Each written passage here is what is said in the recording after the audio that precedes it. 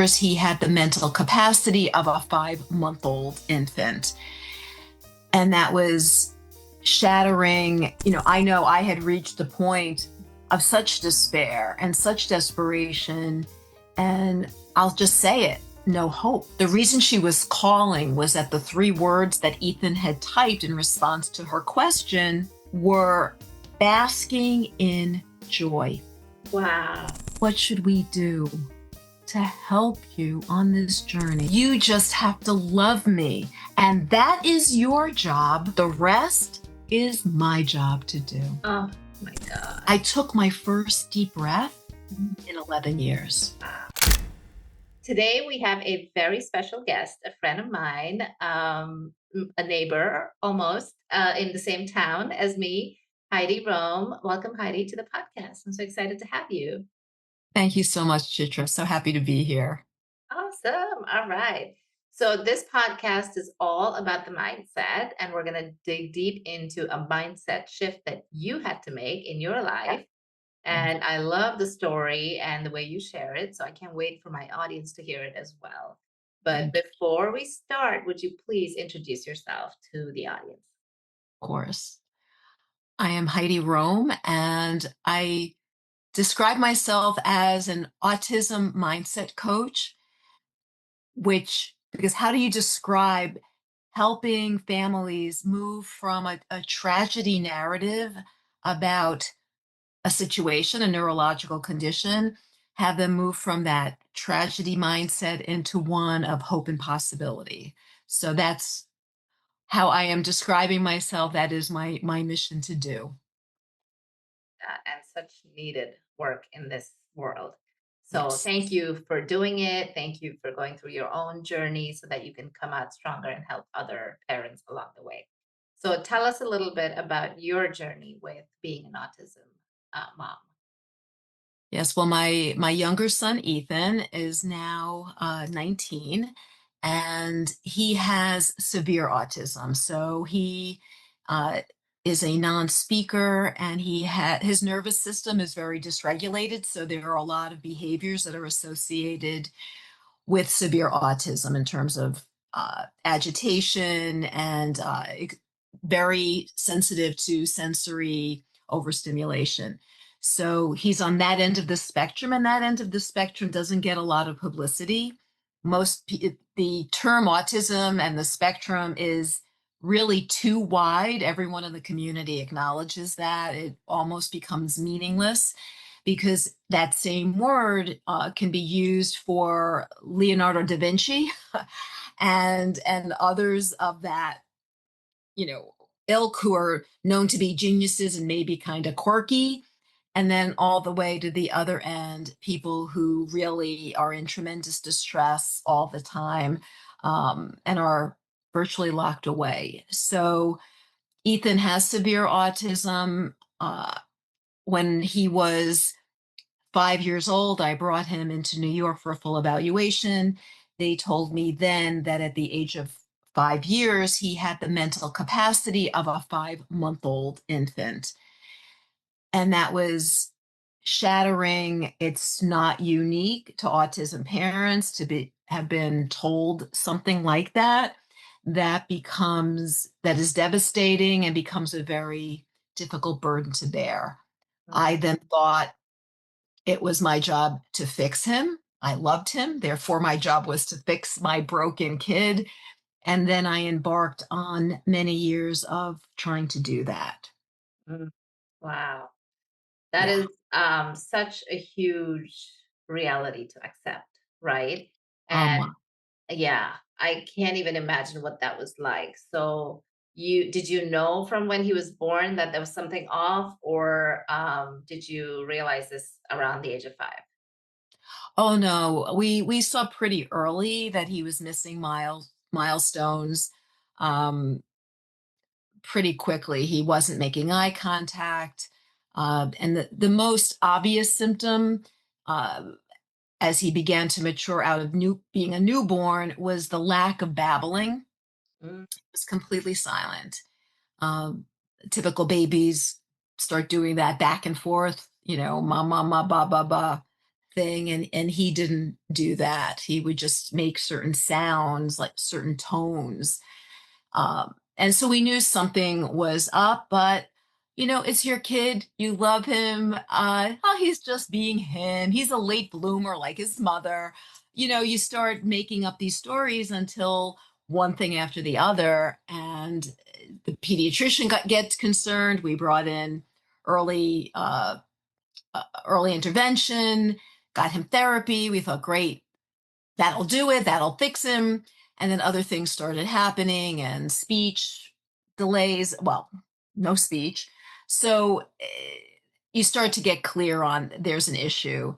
Then when it came time for school and all those evaluations, he was clearly not typically developing. And so we knew there was an issue. But that journey into New York that time, that was where it was so in our face. And the irony of that, as was to unfold, was that it wasn't even true. It looked like it was true because from appearances, he looked like he didn't understand. He looked like he wasn't paying attention. He looked like he didn't care. He looked like all that. However, fast forward, it was quite the journey in the beginning focused on behavior. That was fine until it wasn't, and it became about restraint. We changed schools, and then when he was 9, and that was the turning point because in this new school, they didn't view the behavior as something to extinguish or change. They viewed behavior as communication, Oh, as is the case for all living things. yeah. All behavior is a reflection of an unmet need. If there's no Mm, need, there's no behavior. So this new school educated us about that, and their whole educational system was around what is this behavior telling us about what this human being needs. And one of the things they offered were alternative assistive technologies to help people who cannot use their mouths to speak, have other devices and technologies to communicate. And this was the first time, I mean, that communicate, what's he going to communicate? The speech therapist had said, well, he doesn't speak because he has nothing to say. Uh, that was the mindset that this was we in were. the old school. The old school was, well, He doesn't have the ability. speech that he, even if he had the ability, well, if you have the ability but there's nothing that you're going to communicate, you're not going to Mm, use the ability. And so it was just one wound after another about this kid's possibility and what is he capable of. And so by the time we changed schools, I wasn't expecting much. Uh, right. I knew they had, he knew the keyboard because they had taught the keyboard to copy things, which is a whole other part of the brain, to copy versus creative thought. So wait, let How- me interrupt just for Yeah, a second because I yeah, want to know, you talked about something earlier when you said that you were trying to fix yeah, things, right? So tell correct. me a little bit about this mindset. Where do you think that even comes from, right? Because I feel like, we all want to have the most well-developed child who will Or accomplish everything that is possible for them, right? And yes, in that process, I know that you have a whole philosophy around it, but for us to just talk about the yes, fixing first, tell me correct. what that's about and where do you think that even comes from? Great question. I believe that I know for myself and my family, I think it was in utero that I was taught that when you love someone, you fix them. Mm, And fixing is an act of love. So, for example, if you love someone and you see their possibility and you see what they're capable of, and they're not achieving it, or they're not good at something and they need support in it, oh, well, then isn't it my job to fix the situation and help this person overcome a weakness and change their ability and change who they are in terms of whatever it is that we want them to do. Make them help them be capable of doing the thing we want them to be able to do. And the answer is, of course, if someone needs something, you meet the need. But the distinction I make between fixing and loving, and they become conflated, that we think to love is to fix. And I distinguish between the two because to fix has a presumption that someone or something is broken. That's the underlying assumption of fixing. And it means there's a power play. I know better than you. This should be a certain way that it's not. And we're going to do something to make it the way I determine it should be. And I know best. You don't. And I'm going to bring you up to the level that I believe you should be. The Mhm. goal with fixing is repair or make it better than it is. You Love, you were trying to fix I was trying to early fix on. Ethan. I viewed him as broken. Yeah. He was a broken kid, born with all these issues, missing all the milestones, having behaviors, vocalizing, meltdowns, Mm, covering his ears. There's something called stimming with autism. mhm, These repetitive behaviors. We may know some of them, people flapping their hands or rocking back and forth. These are all behaviors that calm the nervous system. Most of us do this. We don't even think about it. When people who click the pen, those are all yeah. symptoms that show that someone's nervous. Somebody is trying to calm themselves by doing these things. When someone has autism, their nervous systems are very dysregulated. Often, many of those reflexes that get integrated and mature get stuck at a Mm, much earlier stage. So, like a startle reflex that gets integrated through time. A newborn has a very powerful startle reflex, for example. And over time, that calms down. It gets integrated into the whole nervous system with maturity. With a lot of people with autism, for example, that reflex, the startle one, does not get integrated, mm, which means it remains as active as it is in a newborn. And then you have people who have that unintegrated reflex, they will respond with a very strong reaction, way out of proportion to whatever it is, and be startled tremendously from a tiny thing, or react very badly or in a very exaggerated way because that reflex has not been integrated. So there are many things happening that you're trying to are at control. play that Yeah. feel like they're broken. Um, Yeah. And and so our society does a fantastic job of making us feel like, oh my God, that needs to stop right now. Right? Well, and that the whole school system, everything is Everything. conformity. Yes. This is what you should do. Sit in that seat for X number of hours. Pay attention. Don't move. Don't look Yeah. out the window. Sit there. Learn the thing through language, visually. So if you're an auditory learner, it doesn't have to be autism. You might just learn differently, Yeah. and you're going to have. How many of our kids have a really hard time Oh, yeah. paying attention Completely. and copy notes? And Mhm. that's a typical kid. And Yeah. once you start having kids of along the spectrum of diversity, holy cow, it's a recipe for disaster. And then a lot of our kids, they're put on different drugs to try to calm them down. Are there times where that's necessary? Of course, but it's not everyone, and it should not be an automatic thing. So we do have a whole system that is predicated on fixing, make them look like everyone else, make them behave, make them conform. That's it's so awful, and I hope that system changes soon for all of the kids. For But all the tell me, kids. well, it is, right? Yeah, yeah, I hope so. But tell me how your mindset is when you find out that there is not much fixing that can be done. What are you feeling? Because I mean, I talk about the witch and the warrior being in our minds, and the witch being the one telling us we're not good enough, we're not, Oh, able yeah. to do all the things. And then the warrior's like, let's go. We're going to find a way to make this work.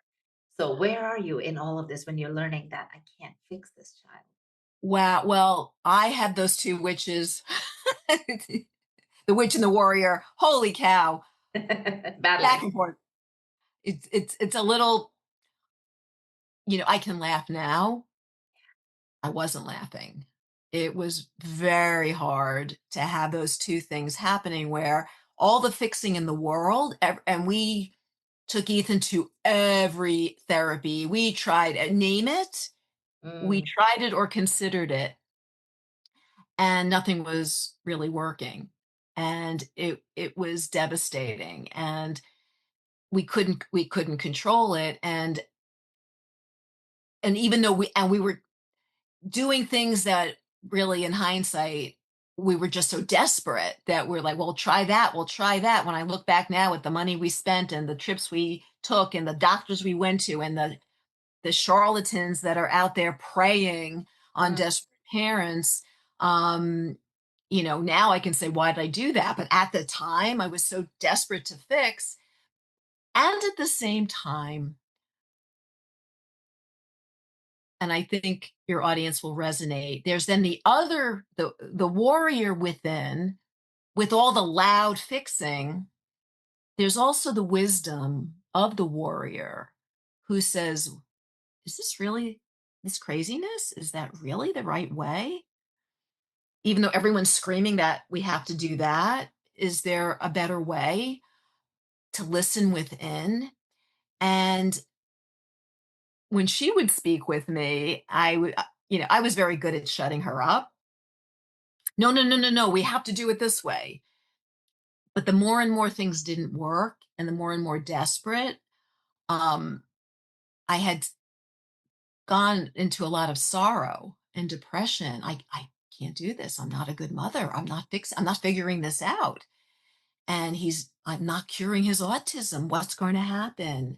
And I'm a terrible mother. And it was really very difficult.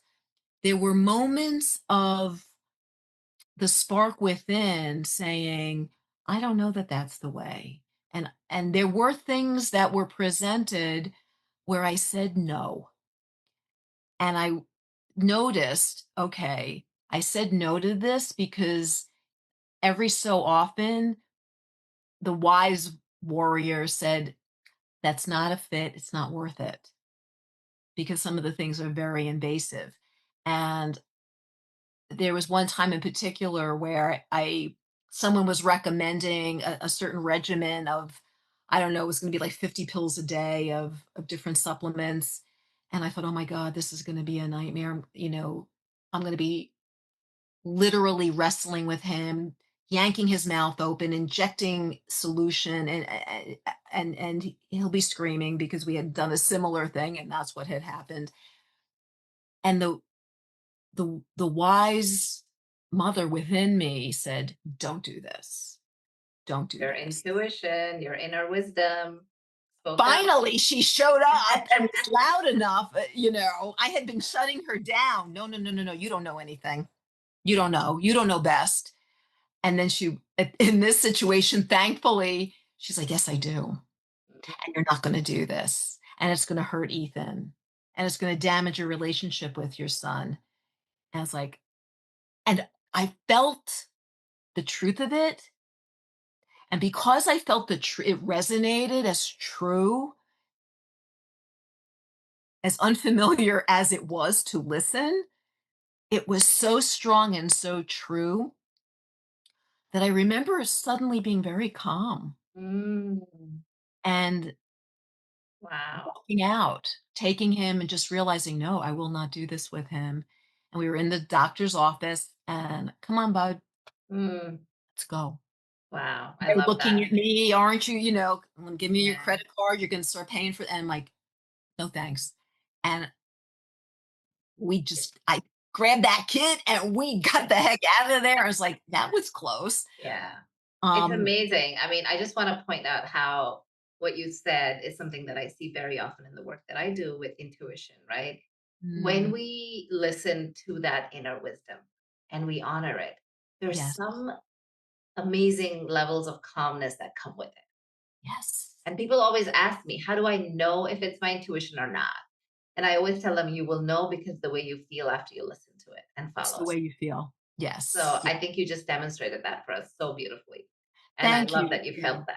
I Yeah. totally felt that, and it was such a contrast Yeah. between the fear and the anxiety and the desperation of, "Am I doing the right thing?" of the fear, and then this unfamiliar calm, Yeah. because I knew, you know what? It wasn't in that moment, it wasn't about cure his autism or some crazy, desperate thing. It was, what does he need right now? Mm, What is in his best interest right now? What is his experience right now? What is my experience right now? What do we need as a mother child unit in the face of this decision? What decision serves both of us and is for the good? Because actually, it doesn't mean that the thing was bad. It just means, well, maybe not in this moment. And the decision was about now, the here and now, and being focused on now. And then in that focus on now, I was calm. And I realized now I had taken a deep breath and was paying attention to my body trying to signal me, this is the path to the way that will is the path of peace in this very difficult situation. great. And I could just take this one point and keep going because the other thing that happens is sometimes we listen to our intuition when we're tired and exhausted and depleted. And we don't know what other decisions to make because the way of the world is to fix, fix, fix, right? And I remember even my son when he was a baby, I remember reading about fervorization and letting them cry to sleep until they self-soothe, learn to self-soothe. And I did that. Yes. And to this day, it's my biggest regret because I made the poor child cry and I was not in touch with my intuition then. And it is probably one of my biggest regrets with him. And I wish I had listened to my intuition because now you hear all these theories about co-sleeping is good for the baby. But back then it was everyone was talking about how they need to be independent and sleep on their own. And so I would be sitting there outside his room waiting for him to sleep. And it was torture for both of us. And I know that if I had Yes. listened to my gut, it wouldn't have allowed me to do that, right? But we don't do it until we get sick and tired. So you probably were also at that point where you were exhausted from all of the things you were trying to It do to was. fix him, right? Mm. And it's just that's when we somehow give up and say, okay, I need help, or I'm gonna pause and I'm gonna breathe and I'm gonna listen. Well, I think you're hitting on a very important point, Chitra, which is surrender. Mm, You, I know I had reached a point of such despair and such desperation, and I'll just say it, no hope mm, that this is my lot in life. And it really was a sense of hitting rock bottom, and it was extra painful because it wasn't about me all alone. It was, oh my God, what's going to happen with him? And the mother child thing is complicated, and it wasn't about me. It was, I felt I don't have the luxury of saying, I'm not going to do this anymore. I mean, are you kidding? can't. You Yeah. know, and and then most of us special needs parents, especially with severe autism, and families will certainly recognize this because it's universal. We worry about what will happen after we die. Who will love them? Who will take care of them? Who will put up with this? Who will deal with this? Will they be safe? Will they be cared for if it's not us? Mm, And that's why now Ethan is 19. I'm already beginning to create the presumed competence community for him as an adult that doesn't exist because society at large does not presume competence. And the old models of, warehouse somebody, it doesn't work, especially since we came to know that unlike what he looks like, Ethan, in fact, had a has a tremendously robust intellect and spiritual consciousness. Mm, So wow. this group of human beings is way more than meets the eye. Wow. So And let's talk about that. I want to hear all about that. So tell me about where your mindset started to shift from fixing to, I know I'll let you fill in the gap there. well, this new school offered typing to communicate, a certain way of allowing someone to people who can't speak, because we don't realize all the muscles that are required to be coordinated to be able to speak. And these guys, their brains and bodies are not wired typically. So there are techniques that allow these people to use the gross motor skills, the large muscles of the body, instead of the fine muscles, which are easier to control, and allows them to type. And so remember, I was told he had the mental capacity of a 5-month old. He started at the new school that offered these techniques. And the first week that he was there, the teacher calls me. And I think, oh no, why is she calling? Bad news. Did he bite someone? Special needs parents, we don't like phone calls from school. And I'm like, hello. And she said, everything's fine. I didn't want to email this to you. I said, what? She said, well, I had an exchange with Ethan. I'm thinking, exchange? You mean like back and forth conversation? Ethan doesn't do that. Yeah. I don't know what she's talking about. She said, well, I said to him, Ethan, you've been here at the new school a week. How do you like it? Can you give me 3 words? And she told me later she wanted to keep it really easy, really simple, not a high demand thing, nothing that would make him shut down. Because when there's focus on behavior, there's a lot of demand and it's very stressful for the kid. So she thought he'll type, like it, hate it, loud. She didn't know what he would type. The reason she was calling was that the 3 words that Ethan had typed in response to her question were basking in joy. Wow. Wow. Who talks like this? Not definitely not a child with Shakespeare? Like autism. what? What? Yeah. So that was, and that, Chitra, that was the beginning Wow. of holy cow, what is happening? But he has the mental capacity of a 5-month old. The cognitive dissonance of this was like through the roof. I didn't know what to believe my own eyes. Is Mm, that him? Is she moving his hand? I mean, I was right there. I knew she was like barely touching barely it. Yeah. going near him, but it was like, what am I looking at? So And he he's started, typing this on a keyboard, correct? this was on, yes. And she can see the letters that he's typing and Yeah, she's I saw what he following. was doing. Yeah. Okay. Okay. And it And so was, was she blown away by this too? Or is this like something she experienced with other kids?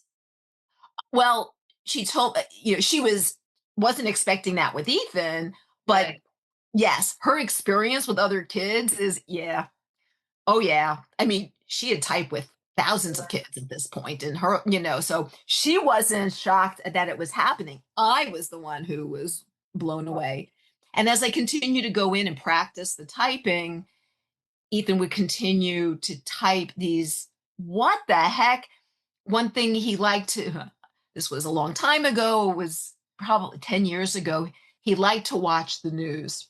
I say that because no one wants to watch the news now. But then, He used and to like it. so because the teacher had said, let's talk about everyday things. What does he like to do every day to just practice familiar things? Because it's very hard work for him to communicate. He sweats and Wow. he gets exhausted. He has to like rest because it's so Mm, hard for his body to communicate. And this one time, what's he like to do? He likes to watch the news. So she says, Ethan, mom says, you like to watch the news. Why do you like to watch the news?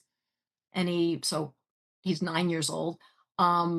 He types, I'm interested in global things. Oh, she says, that's great. Why are you interested in global things? I'm interested in conflict. Hmm. Miss Neurotic.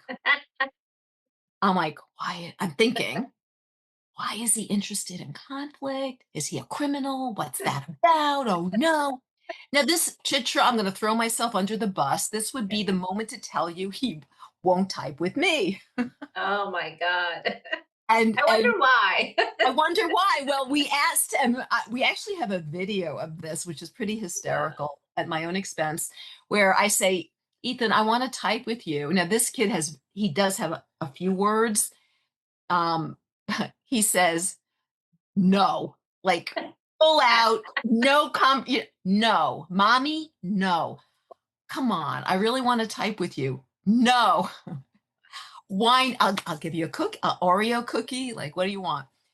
No, why not? So he types with the teacher, you're too tense. Wow.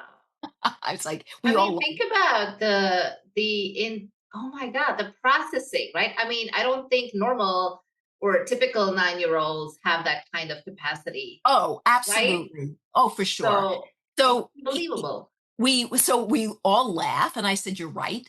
You're absolutely right. I am too tense. This was for sure, sure." My cortisol level was actually measured around that time, and the doctor said to me, I've never seen such a high level. It's actually off the chart. The computer doesn't know what to do with your results. I'm like, oh, I'm not surprised. But Anyway, think about that too. That's another thing, right? Like I'm sure every parent of yeah. a child on the spectrum is probably dealing with that and the Oh, for sure. impact of that. 100%. a hundred Wow. percent. So, but the teacher is calm as a cucumber. This is nothing, no biggie to her. It's not her kid and no biggie to her. So Right. she says, that's great. Why are you interested in conflict? And Ethan types, I have ideas for peace. Really, she says, that's Wow. wonderful. Can you give us an example? He's 9, right? Let people make their own decisions. Don't make them fight if they want peace. Wow. And I Wow. remember thinking, oh, she didn't type that. That's Ethan. That's Ethan's thinking. So what I started to, but I still was fixing Chitra. Full Mm. disclosure. So he's revealing all these things, but his nervous system was completely dysregulated. He was putting his head through the walls of the house. We had to bring him for an emergency MRI to make sure he hadn't detached his retinas. It was a nightmare. He was hurting us, hurting himself, and the fixing wasn't working. And I was in despair. I didn't know what to do. And we made the very difficult decision when he was 11 that he go to a residential school for kids with severe autism who had the staff for 24/7 vigilance and keep them safe. And I knew he was okay. We visited 9 schools, picked this one outside of Boston, but I really felt like I had failed. And I knew he was okay because the school had given him a farewell party and they gave him a beautiful picture book with photos and messages, we love you, we'll miss you. And there was a page called Ethan's Wisdom. And the teacher had said to him, how do you feel about going away?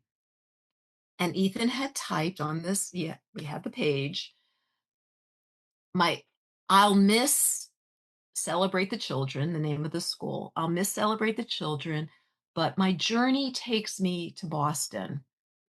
I am making a huge change and I feel very brave. Don't be sad for me.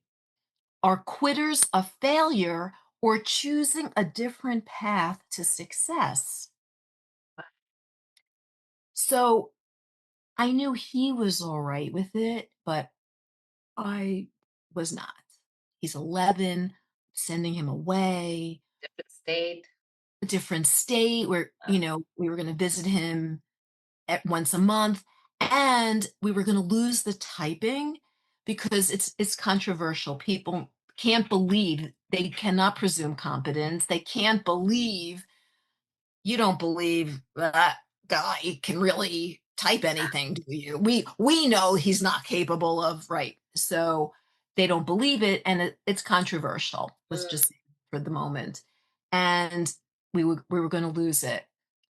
Well, I went in extra sessions to work with him, and this one day I went in, and this was a conversation that changed my life and had me release the fixing, because I said to him, "Ethan, I know you enjoy going to the special needs service every month, but I realized I never asked you, what are your thoughts about God?" And Ethan typed, "God is in my heart, and he will always protect me." And I was not expecting that. I said, "Did he tell you that?" "Yes. When I lived in heaven, he told me that." "Do you remember that time?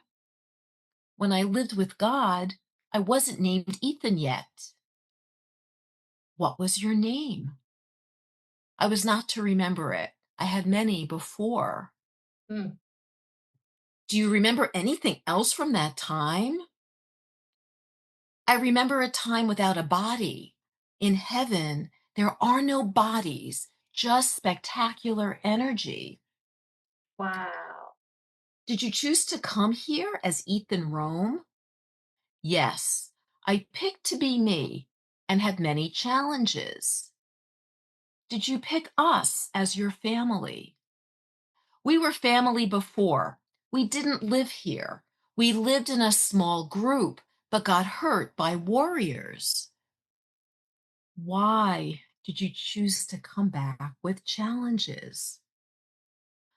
"I will be greatly rewarded in eternity. Is there anything we should do to help you?"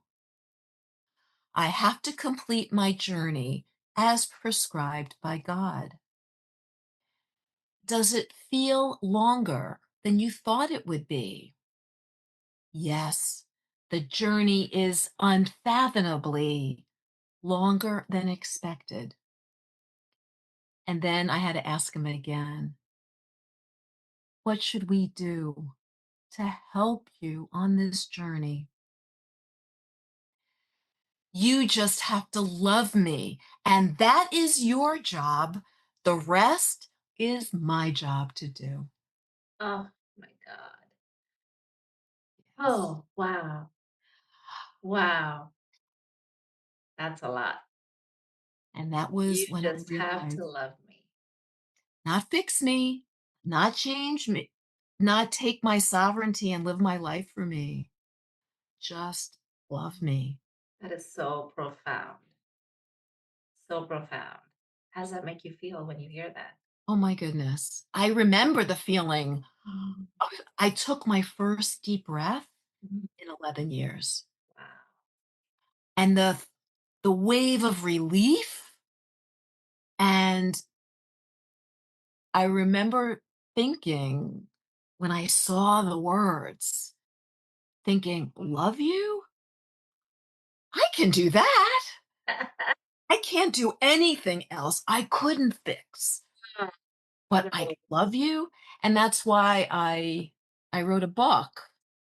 I don't know if you can You just "You just have to have to love love me. me." Yeah. Mothering instructions from my autistic child. Oh, I love Yes. that. Oh my God. What an incredible, incredible story. I feel like every time I hear it, and I've heard this from you before, but every time I hear it, it just like goes deep into my heart and I feel that burst of love. Thank you. So, oh my God, I am so grateful to Ethan and the system that helps him communicate, and for you for sharing this journey with all of us, because this is a lesson not just for parents of autistic children. I mean, No. I wish somebody had taught me that lesson when I had my babies first. I had to work with a parenting coach and pay her good money to learn this lesson. But the way you put it, love don't fix, is just so powerful in the shortest, smallest kind of way to say it, right? And I feel like eternal wisdom, or in the collective wisdom, is that's the specialty of intuitive wisdom. It is short, it is sweet, it is succinct, and it is profound as hell.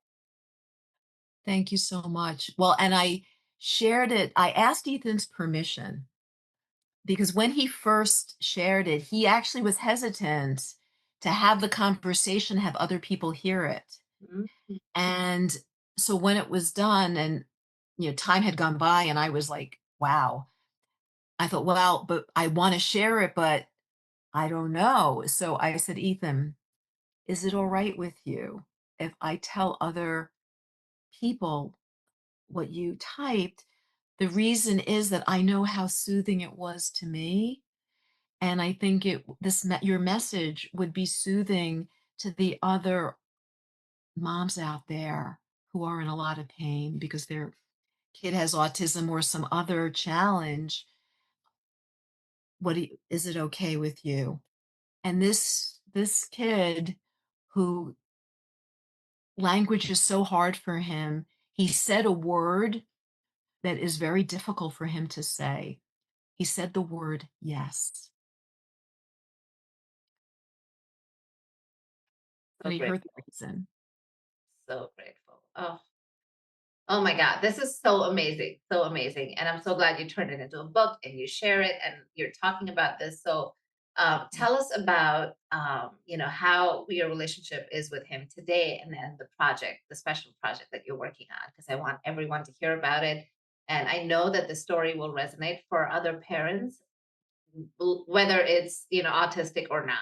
And so I hope that this will resonate with them and make them feel the same relief it makes you feel, because really, if we all could just love our kids for who they are, the world would be such a better place. And Yeah, I know that personally I had to fight that urge to fit my kids into a certain mold. And when I let go of that, I had my own journey of getting there. But essentially, that's what I did. I stopped trying to fix, and I started to love them for who they were and meet right. them where they are and give them what they need, rather than say, this is the expectation, this is the box, you need to fit into it, you know?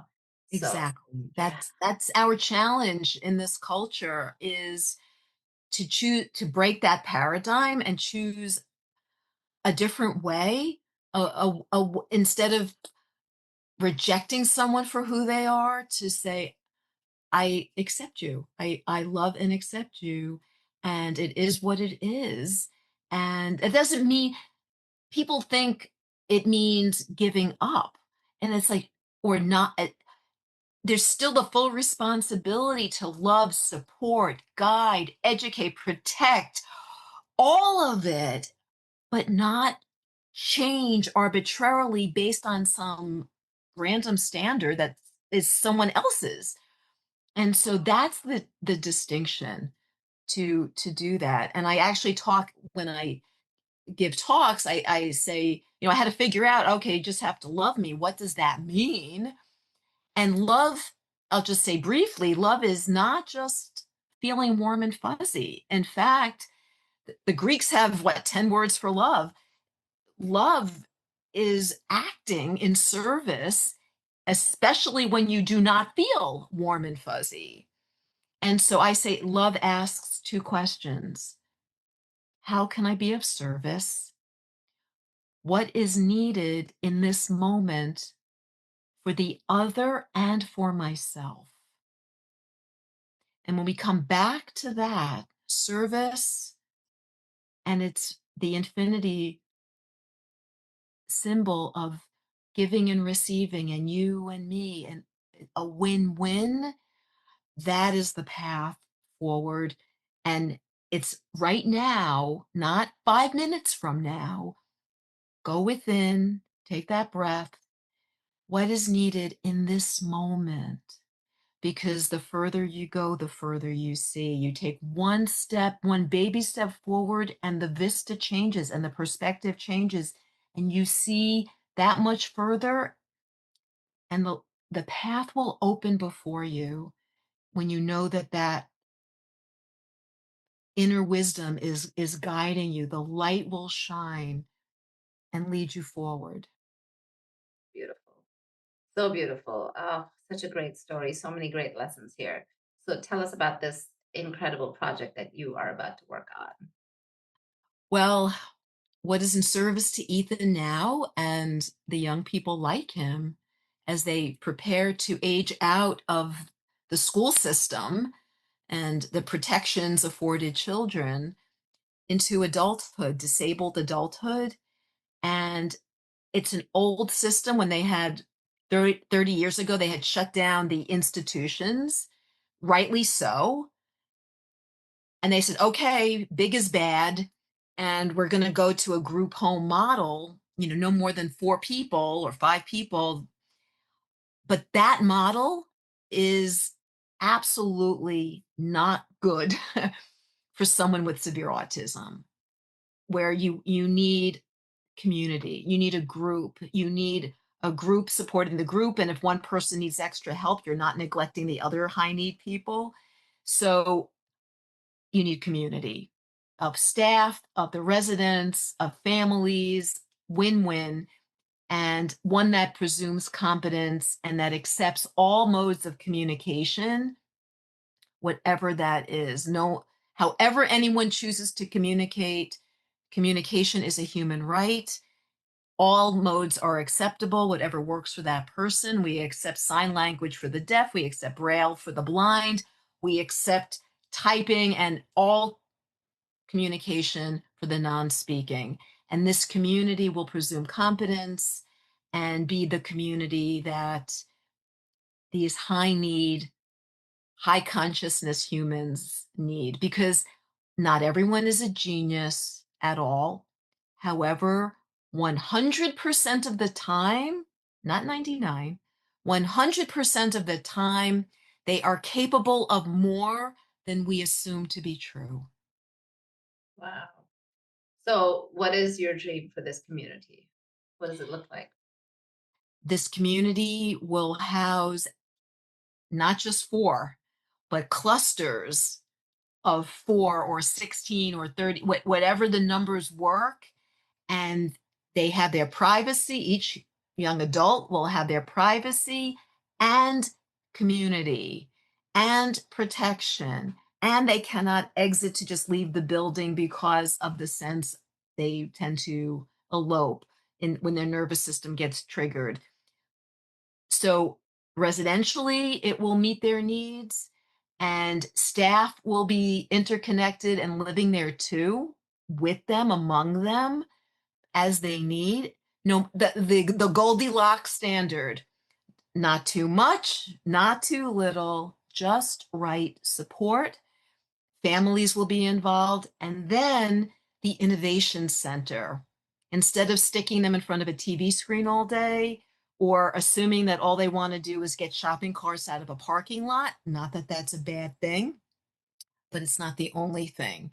And these are young people who can do the gamut of medium skill, low skill, medium skill, high skill, including reading mammograms. They find cancer that the AI misses, robotics, big data, finding embezzlement, clues of embezzlement. They are supremely talented in so many ways while being high need. So this will be a public-private enterprise for business and nonprofit, universities, medical care. The vision is huge. It's creating a new ecosystem that will be self-sustaining so that we can't be holding our hand out for charity when in fact these guys are ready, willing, and able to work and contribute as they can. Wow, this is a wonderful vision. Thank you. What do you need from people who might be listening and are interested in helping out, or have kids on the spectrum that they think will also need these services? and how can they connect with you?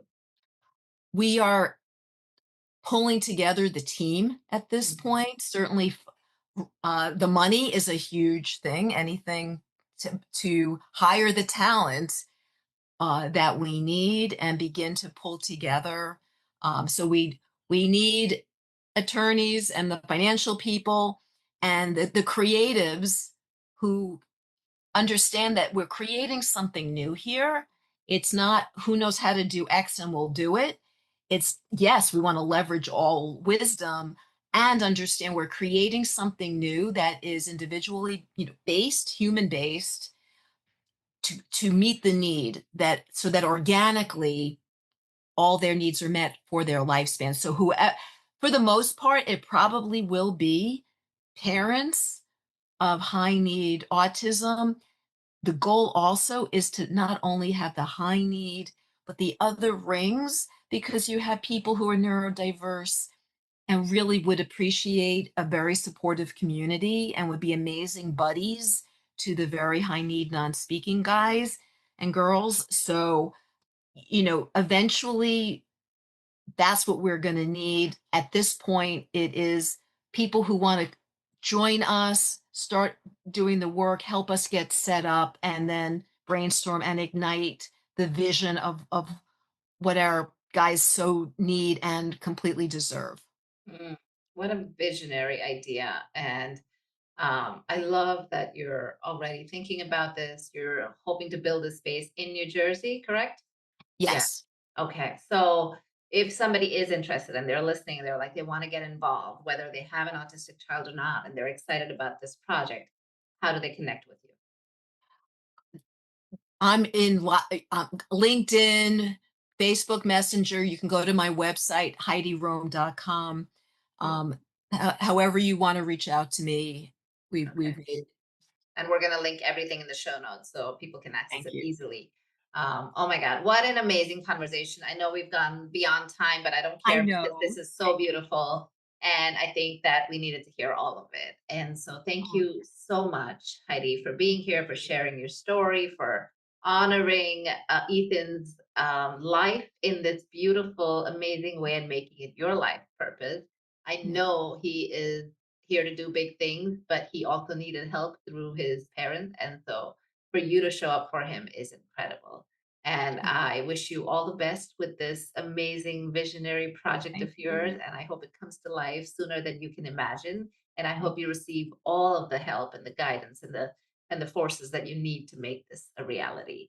So thank you once again for being here.